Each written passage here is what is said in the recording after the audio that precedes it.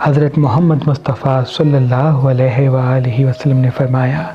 جب بھی گھر سے باہر نکلا کرو تو اپنی ماں سے دعا لے کے اس کے بعد نکلا کرو، کیونکہ جیسے ہی جو انسان ماں کی دعا کے ساتھ گھر سے باہر نکلتا ہے، فرشتے اس کے قدموں تلے اپنے پر بچھاتے ہیں اور کوئی بھی مشکل اس کی زندگی اور کاموں میں نہیں آتی۔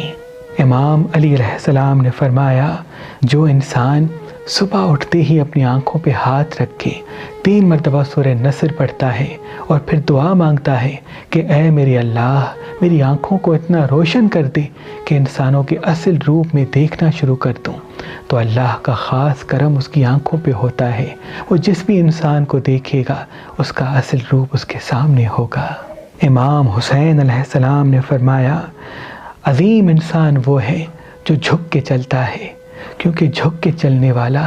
اس زمین پہ کبھی گرتا نہیں۔ حضرت